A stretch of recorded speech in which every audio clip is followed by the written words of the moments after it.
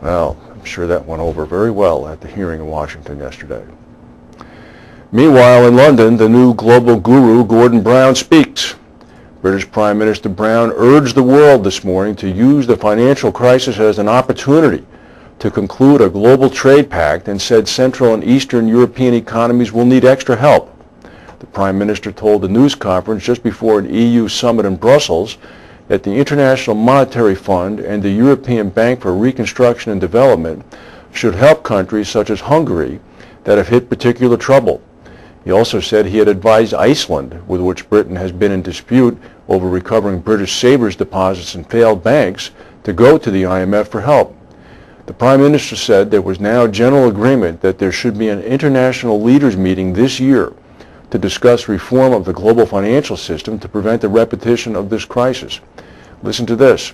As a first step to better cross-border supervision, he suggested that by the end of the year, 30 top multinational companies should be supervised by international colleges of regulators instead of separate national supervisors. When Gordon Brown speaks, people listen now. And who's to say if that idea won't come to pass by the end of this year? We'll go to a word now from our sponsors.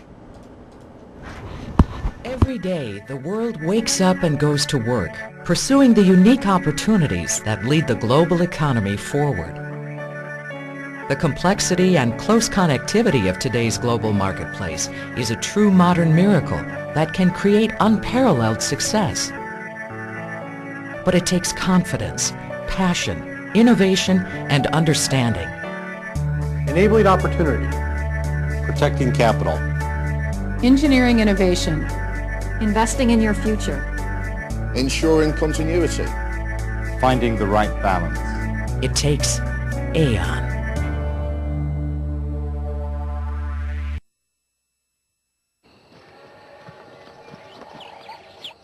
Global warming. Some say irreversible consequences are 30 years away. 30 years? That won't affect me.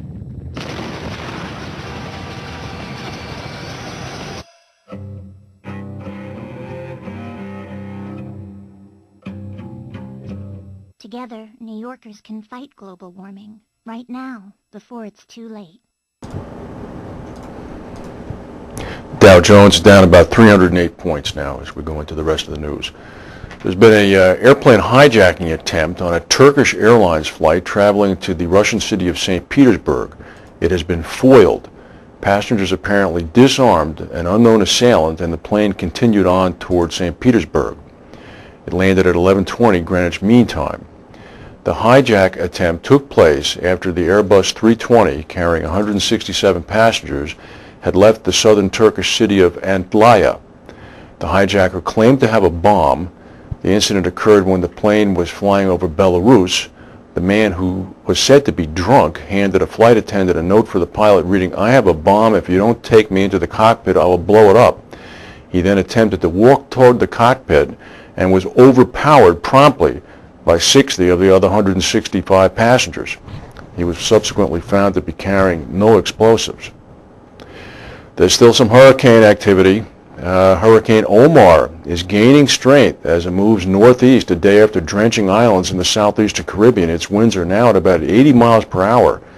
The Hurricane Center said that Omar is expected to continue gaining power over the next 24 hours, and it could pass the Category 2 threshold of 96 miles per hour by sometime later today. This has caused some changes in some of the rerouting of cruise ships to avoid the path of the storm, because, as you saw, it's heading in a sort of northerly trajectory. Carnival, Royal Caribbean, Princess, and Disney cruise lines have all rerouted ships over the last 24 hours. So if you're waiting for somebody on board one of those ships, they might be delayed. In California, as we talked about the other day, there were in fact 50 to 65 mile an hour Santa Ana winds, which reignited the whole conflagration out there. This picture pretty much tells the story. These are people heading home from work in Los Angeles, and what you see in the background is not a setting sun. Those are the hills on fire. However, a respite in the Santa Ana winds did allow some fire